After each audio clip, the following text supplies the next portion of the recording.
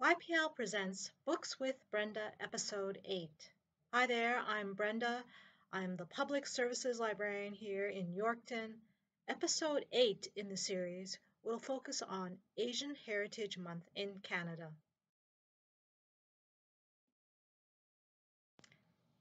Finding Mr. Wong by Susan Crean.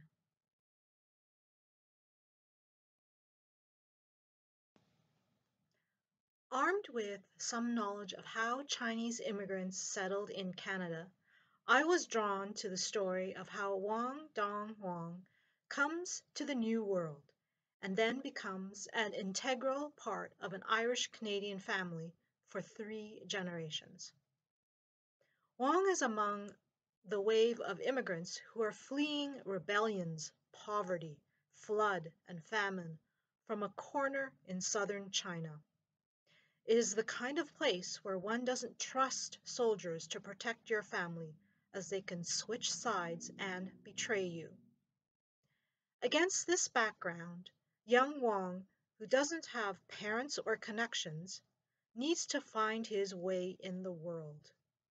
He starts the long journey by walking 15 miles to the nearest town, and eventually to Hong Kong, where he will wait for his chance to go to Canada.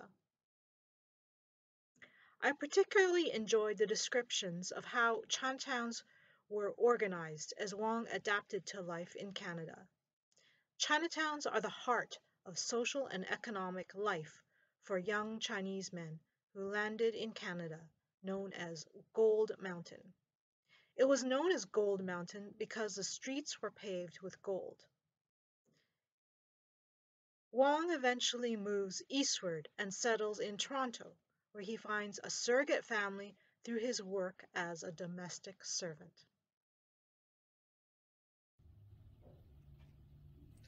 We are introduced also to Gordon Crean, the author's grandfather, and the Irish-Canadian history of how his family came to live in Toronto. This is a time when there is strong anti-Catholic and anti-Irish sentiment, which the author does a fine job of describing.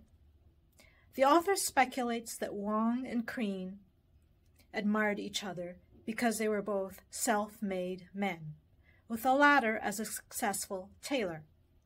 The two men would have long conversations after dinner in the library.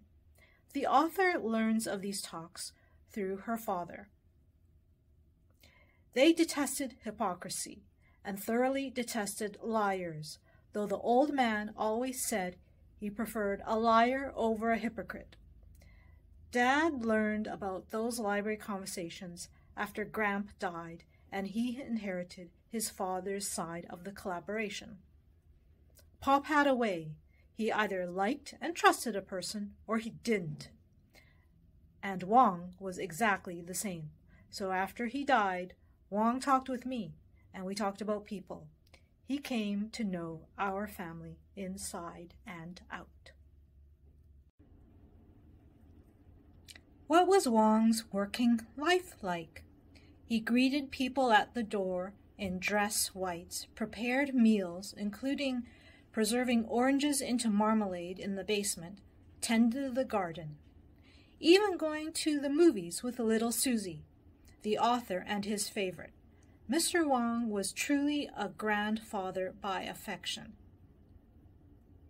For me, the book was highlighted by the theme of acceptance and success, as both Mr. Wong and grandfather Gordon Crean were self-made men who understood the biases each other faced and how they overcame prejudice.